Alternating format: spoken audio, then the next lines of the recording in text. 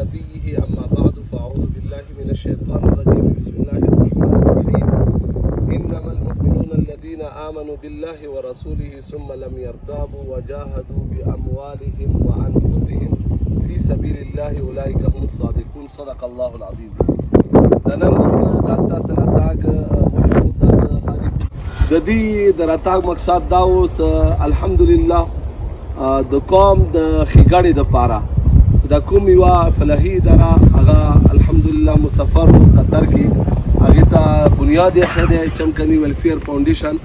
هغه فوري طور باندې د دې سفر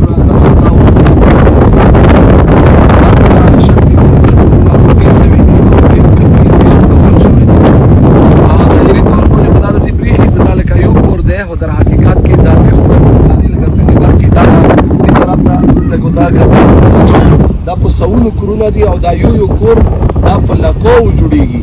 دا گو اگر هر شی چې دلته موجود دي خو دا په میاشتو کلونو کې یوه کوټه د دې کورونو هغه سیز او دغه مقدار څه دی هغه کم از کم لیتر ګاز وي نو دا ډېر کافي توان شوی دی او په دې موقع باندې موږ د دې خبرې وضاحت کوو چې الحمدلله خیري ادارې ډېرې شته دي خدای مو علاقه ډېره پسمنده ده لکه څنګه انسان دلته بنیادي درې شیونه دي چې یو خو د انسان دلته د صحت سهولتونه بالکل نشته نایاب دي وړې بیمارۍ ته تکلیف دی خو که غټې بیمارۍ پېښې شي نو د هغه خو بالکل علاج معالجې هېڅ قسم سهولت نشته دویم دلته د اقتصاد او د معیشت څه دلته بنیادي ضرورتونه د انسان خوراکي څه هغه ضروري دي هغه دستیاب نه دي خلک ډېر په تکلیف کې وي او دې سره سره دلته تعلیم خو بالکل فقدان دی دې علاقې کې که موږ دا وایو چې الحمدلله د اسلام په بنیاد باندې دلته هر کلي ته خو ملا رسېدلی دی جومات رسېدلی دی خو هغه ساده ترتیب باندې دلته څه مهارت د تعلیم که هغه دیني دی که دنیوي دی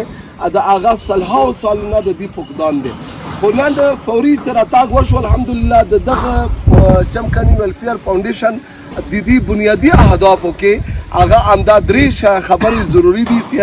د خلکو اقتصاد معیشت د ښه شي د هغوی غربت ختم شي او د خلکو د صحت په حوالې سره دلته کار وشي هغوی سره معاونت وشي او دلته د ایجوکیشن په بنیاد باندې کار وشي خو دې کارونه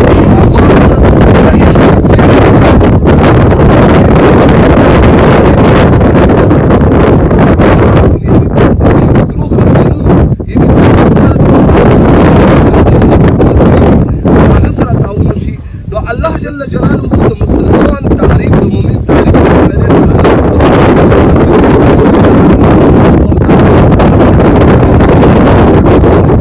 وجاهدوا باموالهم وانفسهم او دوی مجاهده جهاد کوي د الله په لارې کې خپل مال ځان سره نو څه چاته الله سرمایه ورکړي دي څه پیسې ورکړي دي نو د دغو مسافرو څخه کوم سوچ دی د دې مستحیله کوو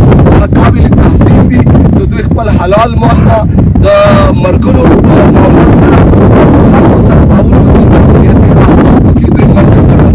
او د قرآن عظیم الشان اواز ورېځې نه دا اهداف انسانیت ته واضح کړي دي فلاقتحم العقبه وما ادراک ما العقبه فك رقبه او اطعام في يوم ذي مسغبه يتيما ذا مقربه او مسكينا ذا مهربه بیا رب العالمین غونډې باندې خپل څه شي دي په تا شته هغه د سترګو باندې لیدلی کېږي دا غونډې ونه مراد دی هغه غونډې دي ته وایي چې ته مریان هغه خلک څه قید دي هغه خلک څه چا په قبضې کې دي هغه خلک څه غلامان دي غلامۍ هر دور کې دی لکه اوس همدا هغه دی غلامۍ دور دی چې انسان آزاد نه دی انسان ته سهولتونه نشته نو تاسو هغه غلامان آزاد کړئ او دویمه دا چې تاسو غریبانو یتیمانو سره مسکینانو سره تعاون وکړئ در حقیقت کې لوی کار باندې خپل هغه افغان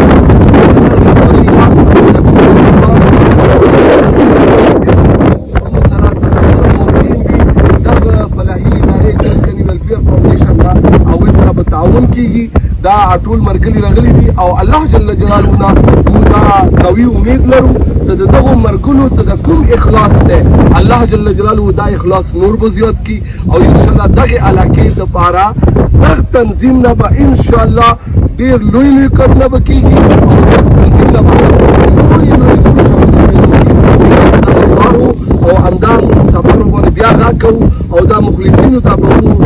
غم کوو ستاسو د الله لپاره د دغې منطقې لپاره فکر وکړو او اخري وضاحت به دا وکړو چې چمکني ویلفیر فاونډیشن هغه په دې بنیاد باندې نه دی چې دې صرف تعلق په چمکني قوم سره وي دا صرف بطور تعارف دی قبایلو خاندانونو تعارف دی چمکني ویلفیر فاونډیشن اولنی قدم خپل خاندان نه واخیستو څه ضرورت دی خو انشاءالله د ټولې کورنۍ په سطحې باندې او که الله پاک موږ ته مکار وکړه د صوبې سطحې پاکستان سطحې څومره چې رب العالمین موږ سره مدد کوي د ټول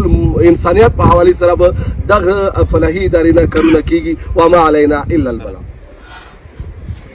اعوذ بالله من الشیطان الرجیم بسم الله الرحمن الرحیم.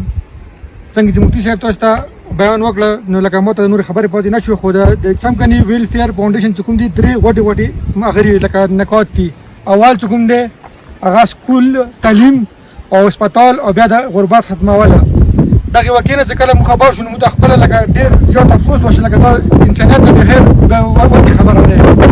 ان شاء الله موږ ته مدد کیږي خپل ویم کوو او د حکومت په ساده مدد